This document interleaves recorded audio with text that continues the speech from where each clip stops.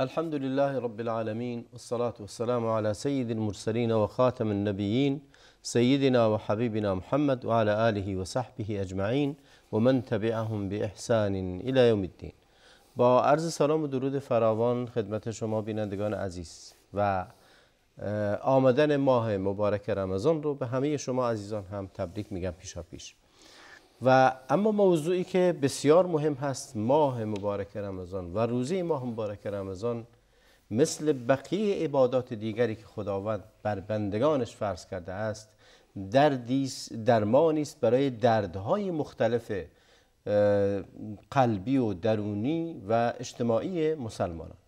روزه بسیار مزایای فراوانی دارد که حداقل بخشی از اون این هست که همونطوری که خداوند در قرآن کریم فرمود و ان تصوموا خیر لکم، روزه خیر هست برای شما، در هر صورت و در هر حالتی خیر و برکت و رحمت و مغفرتی که در این ماه مبارک وجود داره، به اضافه اون آثار بسیار مبارکی که بر وجود انسان میذاره، بر سلامتی انسان میذاره، بر روابط اجتماعیش میذاره. ما در ماه مبارک رمضان بیشترین میزان از صدقات و خیرات رو داریم که تأثیر بسیار مستقیمی بر رفع مشکلات اساسی هم از جهت خیرمندان و ثروتمندان که اونها رو اصلاح میکنه و بخل رو ازشون دور میکنه، و هم از جهت فقرا که این که کینه اونها رو به دل داشته باشن رو از اونها دور خواهد کرد. هر چقدر از مزایای روزه بگیم خلاصه اون می شود لعلکم تتقون. مهمان گرامی برنامه امروز ما دکتر محمد عبدالرشید عباد هستند. ارسلام دارم خدمت. و علیکم السلام و رحمت الله و برکاته. بنده هم خدمت شما استاد محترم و همچنین دستاندرکاران برنامه و بینندگان عزیز و محترممون عرض ادب و سلام دارم. السلام علیکم و رحمت الله و برکاته. بسیار متشکرم. زحمت کشیدید که تشریف آوردید. ما در مورد فضایل ماه مبارک رمضان، در مورد مزایای اون و امتیازاتی که این ماه دارد با سایر ماه‌های دیگه و همچنین روزه در این ماه سخنها فراوان هست و هر چقدر هم بگیم باز سخن به پایان نمیرسد، ولی در ابتدای ورودمون به ماه مبارک رمضان خیلی خوب هست که آشنایی بیشتری با خصوصیات و ویژگی های این ماه مبارک رمضان داشته باشیم. بله، همچنان که فرمودید جناب استاد، این ماه به هر حال ماهی است که اختیار شده برای انجام وظایفی که نتیجه آن می شود همچنان فرمود لعلکم تتقون، تا اینکه شما به هر حال سعادت پیدا کنید و تقوا پیشه کنید. مزایای این ماه نسبت به سایر، ببین هر زمانی مزایایی داره. یعنی فضیلت یک ماه، یک زمان، این ما نیستیم که اون رو به هر حال معین میکنیم، بلکه مزایای اون از لابلای قرآن و سنت به هر حال انسان میگیره. بزرگترین شاید بگیم نسبت مزایایی که داره نسبت به ماهای دیگه این ماه مبارک رمضان این هست که این ماه اختیار شده و خداوند اون رو اختیار کرده برای نزول قرآن. شهر رمضان الذي انزل فیه القرآن، نزول قرآن که آخرین کتاب آسمانی است و یک به هر حال منهجی است برای انسان‌ها برای هدایت شدنشون و به سعادت رسیدنشون. نزول این کتاب که حفظ آن از تغییر و به هر حال و حالا بگیم اشتباهاتی که شاید برای پیش بیاد محفوظ و مصون هستند از جانب خداوند عزوجل، نزول این کتاب در این ماه هست و این شاید بزرگترین مزایا باشه برای این ماه نسبت به سایر ماه‌های دیگه. و همچنین شاید بگیم مزایای دوم این که اختیار شده وجوب یا بگیم ایجاد رکنی از ارکان اسلام، یعنی روزه.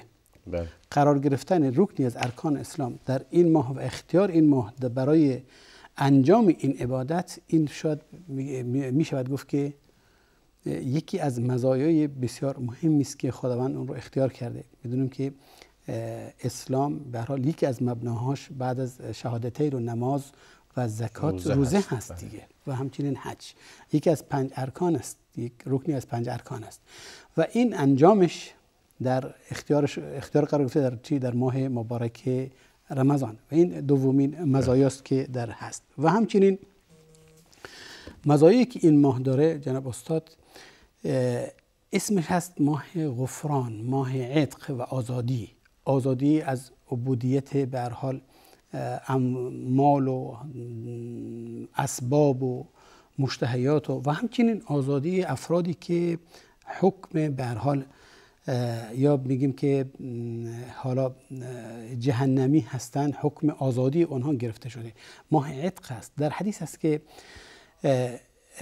ولله عتقاء فی کل لیله، برای یعنی افرادهایی هستند که مستحق عذاب جهنم هستند نسبت به کاری که داشتن، اعمالی که داشتن، اما خداوند در هر شب از شبهای ماه مبارک رمضان اونها رو آزاد میکنه، اونها رو میبخشه، مورد عفو و مغفرت خودش قرار میده. و این باز میشه گفت از یک باز مزیتی است از مزایای این ماه. همچنین اگه ما خیلی سریع ازش نگذاریم چون مسائل مهمی رو مطرح فرمودید. بحث این که ماه مبارک رمضان ماه نزول قرآن هست. خیلی جالب هست، من ذهنم رفت روی این که خداوند هر وقتی نعمتی رو میده به شکر اون نعمت، یا به شکر نعمت یا به تقدیر از اون نعمت، روزه یا سنت است یا فرض است. مثال نمونهش مثلا در روز عاشورا وقتی که روزه گرفته میشه، سببش رو وقتی جستجو میکنیم بحث اینه که خداوند امروز روزی که خداوند موسی رو از شر فرعون نجات داد و فرعون از بین رفت و این سبب ذکر میشه. یعنی به شکر اون نعمت. و پیامبر میفرماد نحن اولا بموسی منکم، که ما به موسی اولاتریم. یعنی به شکر اینکه خداوند ایشون رو نجات داد و امت بنی اسرائیل رو نجات داد، ما اولاتریم از شمایی که خودتون مدعی هستید. به هر حال اینجا نزول قرآن، اونجا یک روزه به خاطر اون نجاتی که یافتن، اون نعمت. اینجا یک ماه پشت سر هم 29 یا 30 روز تمام روزه گرفته میشه به پاس این نعمت بزرگی که نزول قرآن کریم هست. قبلش هم با این شروع میشه شهر رمضان الذی انزل فیه القرآن هدی للناس و بینات من الهدی والفرقان، تا میفرماد فمن شهید منکم الشهر فلیصم. و این پاس این نعمت، این چه پیامی رو به ما دارد که یعنی به چه دیدی به این ارتباط وثیق و تنگاتنگ بین نزول قرآن به عنوان یک نعمت بزرگ که فکر نمی کنم هیچ نعمت دیگری به اندازه نعمت نزول قرآن کریم و بعثت محمد علیه السلام حائز اهمیت باشه. برداشت میشه جناب استاد، ببینید قرآن در اصل یک فهرست زندگی یک فرد هست برای سعادتمند شدنش، برای به این که به سعادت دنیوی و اخروی دست پیدا کنه.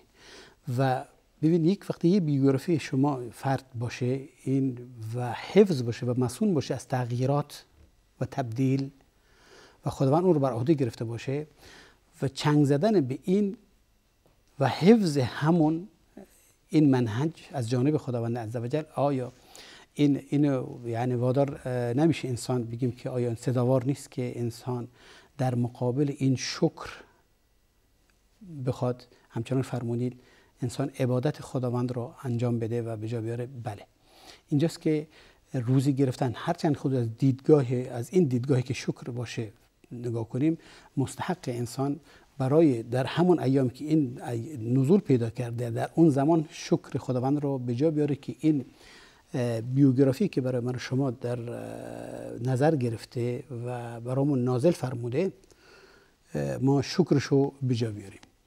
بله. متوجه هستین؟ بله، بسیار بسیار مهم هست این مطلب که شکر خدا رو به جا میاریم. ولی ارتباطی که روزه به عنوان خیلی یک ارتباط وثیقی که با این نعمت داره، آیا این که روزه اختصاصا ربط با قرآن کریم و نزول قرآن کریم دارد یا یک ویژگی خاصی هست براش؟ البته روزه خودش یک ویژگی خاصی داره جناب استاد. ببینید از اونجایی که گفتم که خود انسان قرآن داره منهج رو بیان میکنه. انسان خودش به هر حال از دو بعد تشکیل شده که اینها متأثر خواهد شد نسبت به اون چیزی که در اطرافش میگذره و اون تربیت هایی که انسان میگیره از وسایل و اسباب و اینها.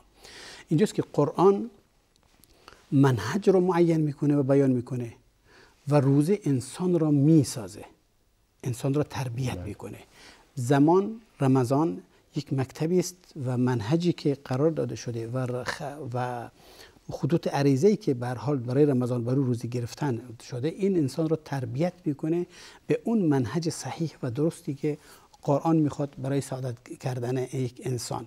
پس روزه جناب استاد یک تربیت هست، تربیت دادن هست، یک منهج است که یک به حساب عادت دادن هست که انسان عادت میکنه به خیلی از اون چیزی که دوری بجوید از رذیله و بدی و فحش و زشتی ها، یعنی داره اون رو تربیت میکنه، انسان رو تربیت میکنه و قرآن داره راه و روش رو بیان میکنه و پس هر دو یعنی چی لازم و ملزوم هستن. این روش رو بیان میکنه، اون رو انسان رو تطبیق میکنه، این در منهج رو به ما یاد میده و اونجا تطبیق میکنه، عملا انسان را بله. خیلی نکته جالبی وجود دارد اینجا، این که همه ما باید متوجه باشیم همونطوری که بقیه عبادات دیگر در اسلام یک طقوس بدون معنا نیست، یعنی هیچ چیزی وجود نداره در اسلام از عبادات که فقط فعلی بدون معنا وجود داشته باشد.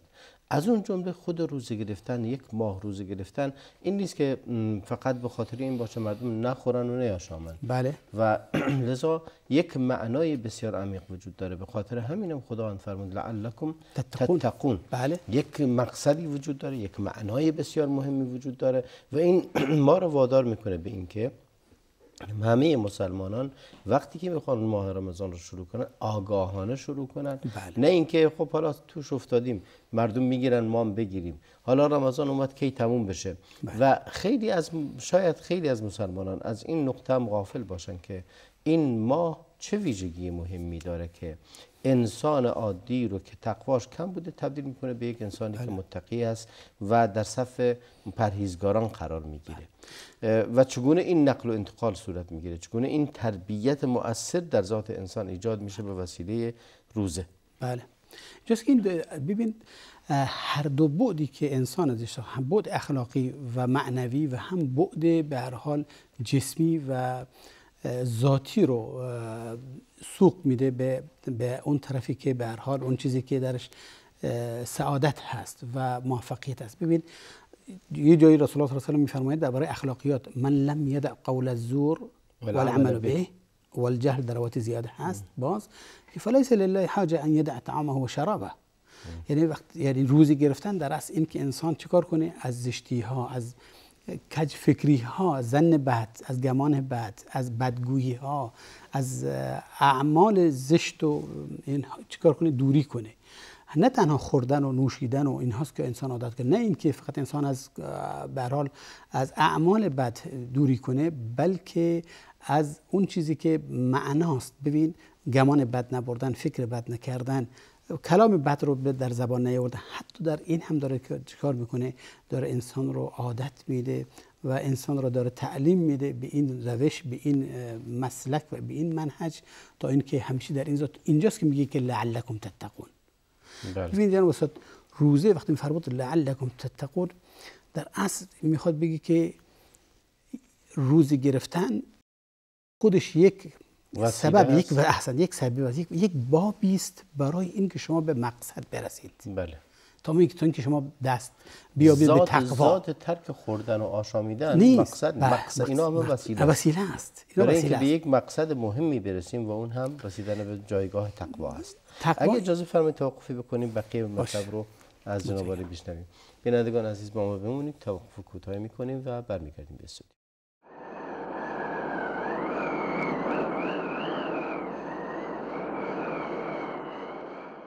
با عرض سلام و درود فراوان خدمت شما بینندگان عزیز، در بخش اول صحبتمون بخشی از مزایای ماه مبارک رمضان رو صحبت کردیم و همچنان در این بحث صحبت ها فراوان هست و داشتیم در خصوص اینکه یکی از یا مهمترین مقصد از مقاصد روزه ایجاد تقوا در دل انسان هست.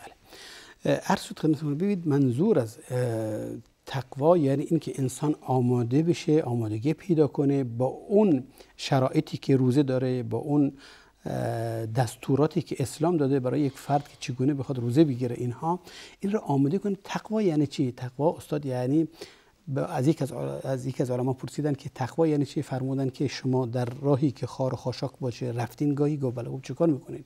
گفت خیلی احتیاط میکنم، خودم به هر حال پیرانم میکنم بالا میزنم تا خار چیزا بهش نچسبه و خار نخورم و به هر حال رد شم. گفت این همون تقواست. یعنی این که شما بر حذر باشید، یعنی خودتون رو یواش گام بردارید در خوردن و در نوشیدن و در عمل کردهاتون، که چی عملی رو انجام ندید که باعث خشم و غضب خدا باشه، یا عملی رو انجام ندید که باعث دوری شما بشه از خداوند عزوجل. تقوا یعنی این. پس روزی گرفتن یعنی آماده کردن انسان، آماده شدن انسان برای اینکه در اعمال، در کردارش و در گفتارش و در سایر اعمالش به هر حال چیکار کنه؟ احتیاط کنه، عملی رو انجام بده که او رو به خدا نزدیک کنه، و نه اینکه مرتکب اعمالی بشه که اون رو سبب بشه از خداوند چیه؟ دور بشه. تقوا پس معناش اینه که انسان مرتکب اعمالی نشه که باعث دوری او از خداوند عزوجل بشه. خیلی مهمه. یعنی بحث تقوا یک بحثی نیست که یک بحث فلسفی باشه، یک بحث فقط برای شیرین کردن مجالس و حرف زدن، بلکه ما وقتی که قرآن کریم رو هم میخونیم جزو اولین آیات هست که میفرمه ذالک الکتاب لا ریب فیه هدی للمتقین. یعنی این روزه کمک میکنه به این قرآن رو بفهمیم و قرآن هم در ماه رمضان نازل شده. این دوتا خیلی ارتباطی هست. این آیه که ابتدای سوره بقره میفرماید که هدی للمتقین و در ماه مبارک رمضان هم قرآن نازل شده و خود رمضان هم برای رسیدن به درجه تقوا است. تقوا را اگر معنی پرهیزگاری بگیریم، چطوری روزه کمک میکنه به ایجاد پرهیزگاری در انسان؟ ببینید عرض شد خدمتتون که خود روزه در اصل یک دوره تجربی هست. خود ماه رمضان، خود روزه گرفتن در این 30 روز در اصل یک دوره تجربی است که انسان را بنا خداوند ببین از نظر معنا انسان را آماده کرده، بدون اینکه رقابتی براش بگذاره، بدون اینکه جواسیسی براش قرار بده، میگه اینها رو باید انجام بدید و اینها انجام ندید. اونها رو از درون ساخته، حالا منهج بهشون داده که باید این کارها انجام بدید. ببین حتی برای اینکه عادت کنن از دوری، از بدیها دوری بجویند، اونها رو در زمان مشخصی از حلال و مباحات رو دور کرده، منع کرده. اون چیزی که حلال بوده، خوردن و نوشیدن و مقاربت همسر و مسائل دیگه، اون چیزی که حلال بوده نگار کرده براش حرام کرده در زمان معینی. تا چیکار کنه؟ تا اینکه این فکر به هر حال براش چیه؟ براش زنده بشه که این شخص میتونه خودشو تغییر بده، میتونه خودشو بسازه، میتونه خیلی راحت از بدیها، از زشتیها، از کجرویها چیکار کنه؟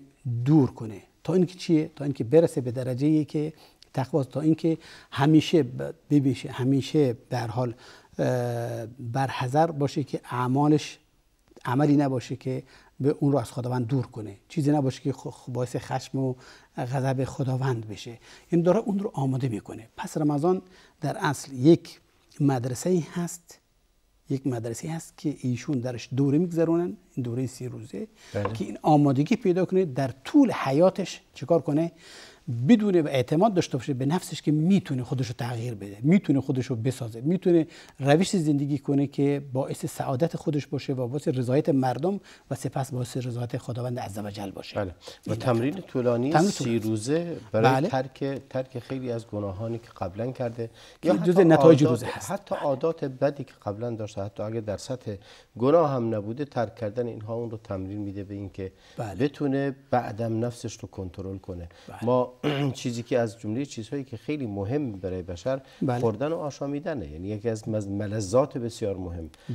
شاید نتیجه همه جهد و تلاش انسان در آخر از بعد مادیش منتهی میشه به خوردن و آشامیدن و پوشیدن و حالا مجامعت و همسری، این قرابت، این چیزهایی که نهایت همه جهداش این میشه.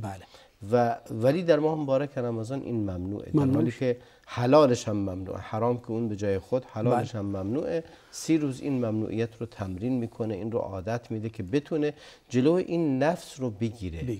و کنترل کردن شاید در اینجا بارزترین معنا از معانی تقوا کنترل کردن باشه. آیا میشه این لفظی که بنده عرض کردم کنترل کردن میتونه یکی از معانی تقوا باشه؟ بله، این از نتایج روزه هست استاد. ببینید که خود روزه باز رسوندن انسان به تقواست دیگه.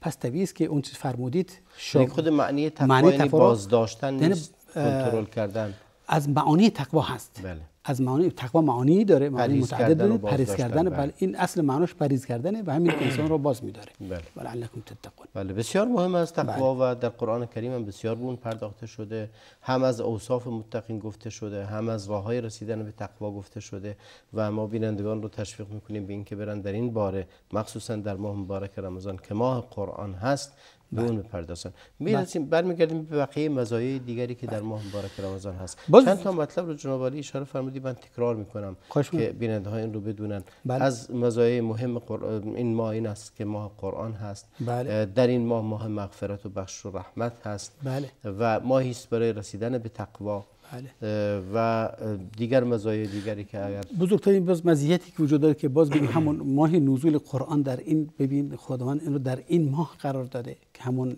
لیلة القدر هست که باز مزایای دیگری که اعمال به هر حال افزایش پیدا کنه، برعکس زمانهای دیگه که شاید افزایش پیدا کنه اما در یک حدی.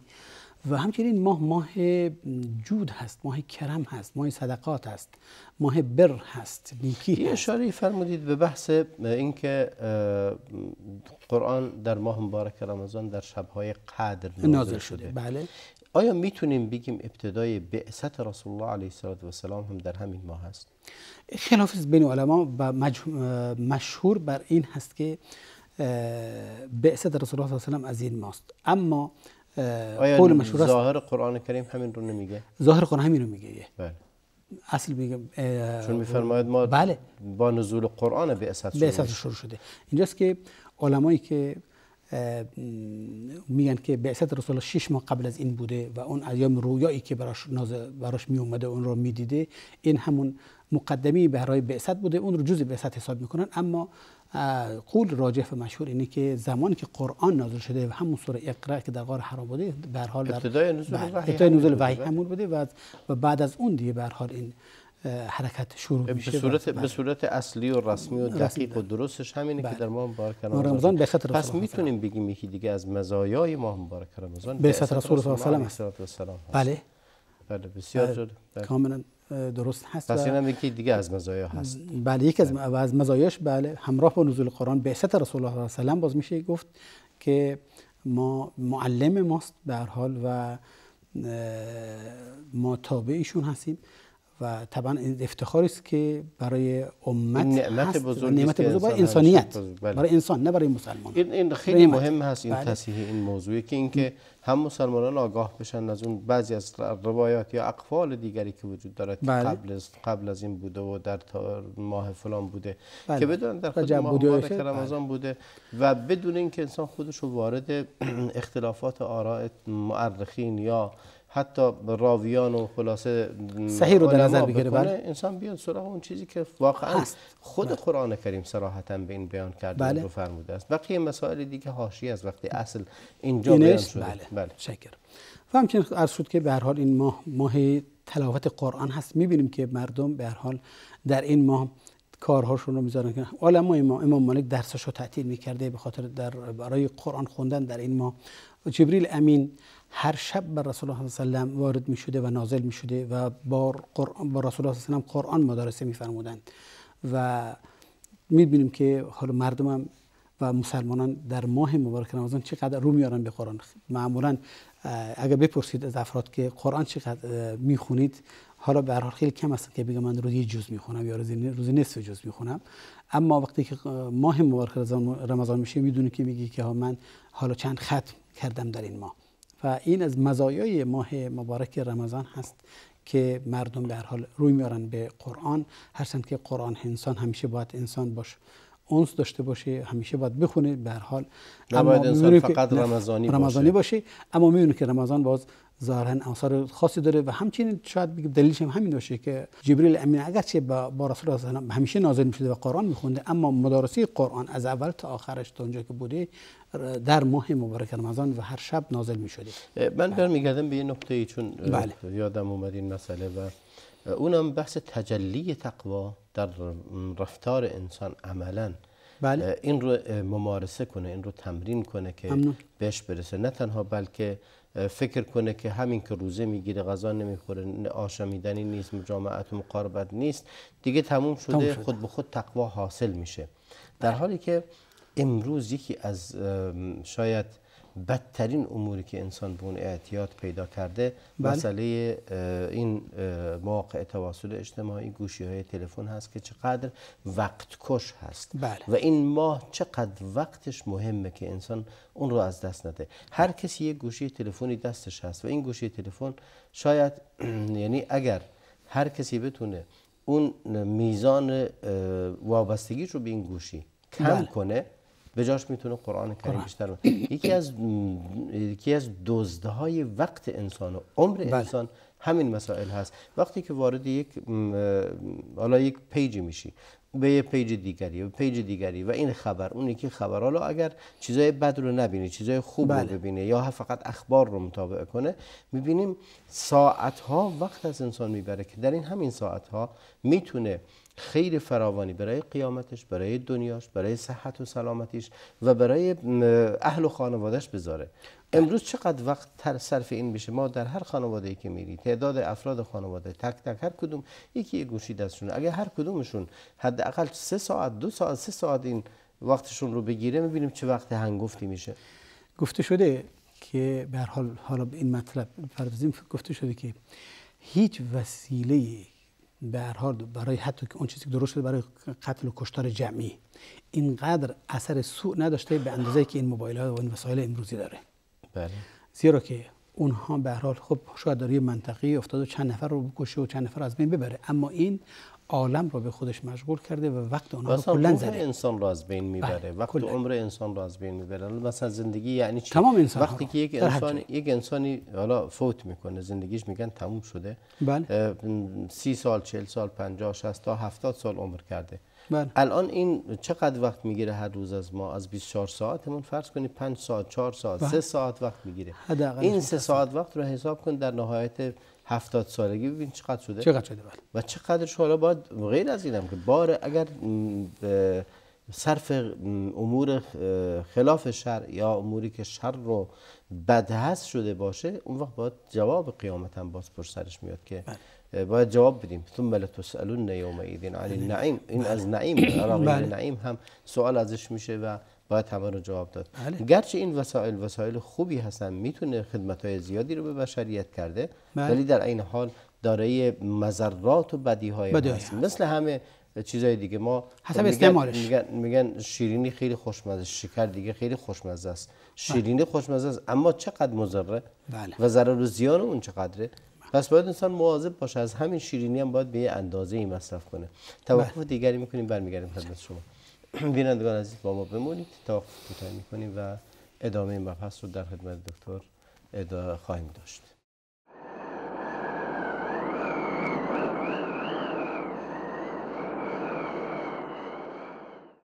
با سلامی دوباره خدمت شما بینندگان عزیز. در دو بخش صحبت امروزمون پرداختیم به بعضی از مزایای ماه مبارک رمضان که بسیار بسیار مهم هست، یعنی حائز اهمیت است که به اون توجه ویژه‌ای داشته باشید.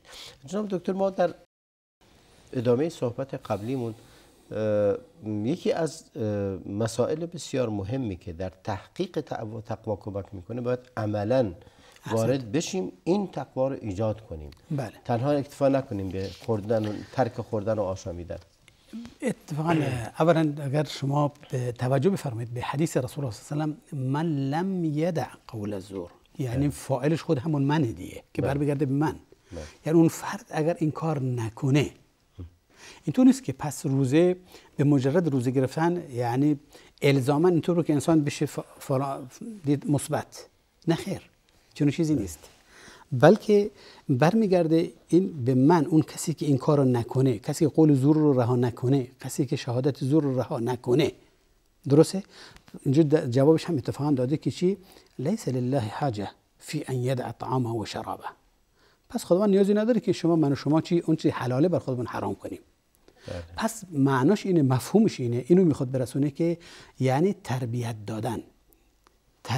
اتفاقا امام مناوی قشنگ بحث خیلی قشنگ زیبایی داره، من اینجا یادداشت کردم، گفتم که در همین موضوع هست. میگه که از مزایای روزه اینه که به انسان قدرت تغییر میده، قدرت تغییر و تبدیل شدن از حالتی به حالت دیگه، واژگونی اصلا بعضی موقع. درست، دقیقاً همینم مطلوب هست. ایشون میفرمایند که انما شرع الصوم کسرا لشهوات النفوس و قطعا لاسباب الاستراق. میگه که روزه قرار داده نشده، واجب نشده مگر برای این که شهوات نفسانی، یعنی خواسته های نفسی رو چیکار کنه؟ اون رو مسدود کنه، بشکنه، از بین ببره. این که انسان بخواد بنده استرقاق، یعنی بندگی، خب، و این که بخواد عابد اشیا و وسائل باشه، میخواد این رو بشکنه، میخواد این رو از بین ببره. چطوری؟ رو از اسارت بندگی اسباب و اشیا میخواد چیکار کنه؟ خارج کنه. میگه زیرا که دوام بر یک عمل، بر یک چیز، این اثر بسیار بدی داره که انسان چیه؟ استرقاق براش به وجود میاره. یعنی میشه بنده چیه؟ وسایل، بنده اشیا، بنده مال، بنده عادات هست انسان. همچنان اینجاست که رسول الله صلی الله علیه و آله تعس عبد الدینار و تعس عبد الدرهم. درسته؟ بله. اینجاست که یعنی چی؟ یعنی انسان به هر حال عادت میکنه، وابستگی پیدا میکنه به این اشیا، به مال و اینها، چه کار میکنه؟ میشه بنده اون. میگه روزه وقتی که این امر قرار میده که انسان دوری کنه از اینها، از این وسایل، این رو بذاره کنار، یعنی این که بفهمی ایشون بنده چیزی دیگری هستن، بنده کسی دیگری هستن، ایشون تابع امر دیگری هستن. این وسایلات در خدمت شما باید باشه، نه شما. این حرفشونه، حرف مناوی، امام مناویه که میفرماید که پس شما وسایل میبایسته در اختیار من باشه، نه من در اختیار وسایل. میگه این مفهوم، این معنا و این تربیت میخواد بده به بنده که روزی میخواد بگه که شما بنده کسی دیگر هستید، نه بنده اسباب و میول و این وسایل ها. خیلی نقطه خیلی مهمی، زیبای قشنگ بود، بسیار مهم هست این که انسان روزه انسان رو چیکار میکنه؟ شاید در سال انسان عادت کرده به این که به عادات بد، به اخلاق بد، به رفتار بد، به هر چیزی که میتونه مضر باشه براش عادت کرده. از جمله این که چیزایی که امروز روزگار وجود داره و ما در بخش اول صحبتمون هم گفتیم قبلی، که وابسته شدن به گوشی تلفن، وابسته شدن به سیگار، وابسته شدن به مشاهده افلام، هر چیزی، وابسته شدن به اتلاف وقت. انسان خیلی عادت وقتی کرد، انسان میگن انسان بنده عاداتش هست. بله. و روانشناسان میگن که شخصیت انسان تشکیل شده از مجموعه‌ای از عادات. اگر این عادت‌های خوب باشن، این شخصیت خوبی. اگر این عادت‌های بد باشن، تبدیل میشه به شخصیت بد. اونی که عادت، از جمله عادتش اینه که مثلا میگه من عادت دارم هر روز ورزش کنم، عادت دارم کم بخورم، عادت دارم آهسته بخورم، عادت دارم نماز مثلا چاشتگاه رو مرتب بخونم، نمازام سر وقت بخونم، عادت دارم قبل از نماز چند دقیقه قبل نماز تو مسجد هستم. اینا مجموعه از عادات خوبه. اگه هر کسی این مجموعه توش باشه، معرف شخصیت یه شخصیت خوب. برعکسش هم کسی که عادت داره سیگار میکشه، عادت داره دروغ میگه، عادت داره وعده خلاف میکنه، عادت داره خلاصه زیاد میخوابه، زیاد میخوره، همونطوری که ابن قیم میگه از اموری که قلب انسان رو بیمار میکنه پرخوری و پرخوابی و خلاصه خیال بافی زیاده. و امروز چقدر مردم دچار خیال بافی و توهمات فراوانی هستند. اگر انسان بتونه از این محطات به عنوان یک ایستگاهی هست رمضان، از این ایستگاه تا توشه و زادی رو بگیره برای خودش که نجات پیدا بکنه از این عادت. اگر هر کسی بتونه در ماه رمضان فقط 2 تا از عادتهای بدش رو کنار بذاره، خیلی پیشرفت کرده. بله، شکی نیست. بله. میریم سراغ بقیه در مورد فواید روزه یا فضائل روزه بگیم که اگر بخوایم فضیلت روزه رو بخوایم بیان کنیم، کافیه که من به یک حدیث اشاره کنم و این حدیث به هر حال فواید رو در خودش جمع کرده. و طبعا میدونیم که فواید روزه خب به هر حال خیلی زیاده که اون فواید فردی داره، اما فضیلتش رو بخوایم بگیم که در یک حدیثی است از رسول الله صلی الله علیه و آله که فرمایند که کل عمل ابن آدم له الا الصوم فانه لی و انا اجزی به. این به هر حال نقطه اول هست که میگه بنی آدم هر کار خیری رو میخواد انجام بده برای خودش، نتیجهش برای خودش برمیگرده. هر عمل عبادی که انسان انجام میده برای خداست، طبعا و الا خب عبادت بهش گفته نمیشه. اما خداوند این رو مختص میکنه، روزه رو مختص میکنه، میفرماید که فانه لی و انا اجزی به، این مال منه و من جزاش میدم. معین یعنی جزاش نه مثل ها رو بقیه عبادت ها و کارهای نیکی است که العشر به امثالها باشه. بله. که مشخص 10 برابر باشه تا 700 برابر مثلا. اما روزه رو فرمودن که من به هر حال جزاش میدم. گفتن که لیس له جزاء الا الجنه، به هر حال گفتن زیرا که شهر ماه صبر هست. پس این که این رو مختص قرار داده که انا اجزی به، و این یکی از به هر حال فضیلت روزه رو داره بیان میکنه. و همچنین میفرماید الصیام جنه، روزه یه سپری است برای انسان. خب یعنی از عادات بد، از رفتار بد، در حال خواسته دی از ما، درسته؟ بله. همین اینها باز یک فضیلت دومی است که در بقیه اون حدیث هم میفرماید که زمانی که روزه شما روزتون باشه، پس این کارها را نباید انجام بده. فلا یرفث ولا یسخب. بله. خب به زشتی‌های به هر حال کرامی رو چیکار کنه؟ بذاره کنار. این ازش خواسته شده. روزه تنها این نیست که خوردن و آشامیدن به کنار بذاری، بلکه همونطوری که حدیث فرموده که کسی از شما روزه بود حرف در مسائل جنسی نزنه و دعوا و جنگ و جدال هم نداشته باشه. اگه کسی هم بهش بد گفت بگم انصاب احدون داره جوابشو نده، بلکه جوابش این میتونه اللهم انی صائم، من روزم. یعنی من میتونم جواب بدم، اما من اون چیزی که منو منع کرده چیه؟